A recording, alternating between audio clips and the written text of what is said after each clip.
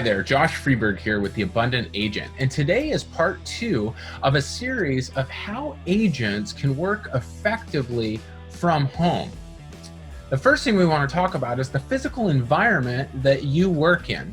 So to get started, let me give you a quick tour of the space that I work in. All right, let's take a look. As I mentioned, this is not, in fact, a sauna, but a pony wall that I built right here in my garage so that I had a dedicated place to work when it was time to work. Now, in my business as a professional speaker and business coach, I do a lot of film production, so I do have all my video production set up right away. I've got my compass to remind me of the 4 ordinal directions of my personal and professional life. And of course, I keep on hand key books that I need, tracking for all of my prospecting and sales calls, and of course, a gong when we've had a successful day. This space tells my physiology and my psychology that it's time to go to work. As we discussed before, the 3 key dimensions are controlling your space, understanding how your time works, and negotiating with the people that you live with and now that you work with. Let's focus on that first one, space. How are we going to control the space we work in so that our space actually communicates to us that it's time to work? Well, here's 3 tips that you can use today. First off, set aside, designate a physical space in your home that is just for work.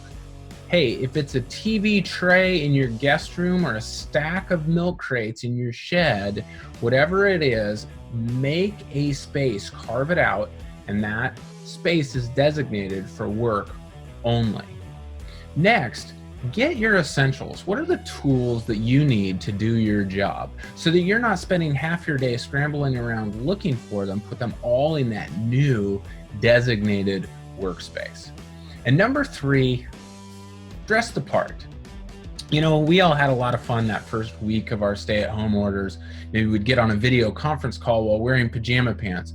But boy, isn't it really distracting when you do that? It can be such a challenge to stay focused when maybe you've got business up top and party down below.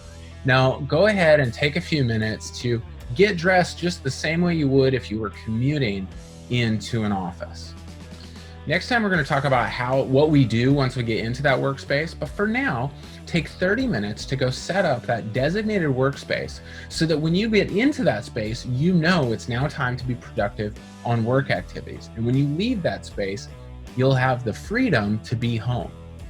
Hey, would you do me a favor and take a picture of the workspace that you've created from your new home office? We'd love to see it and see what some of those key features are that make you more effective at your work.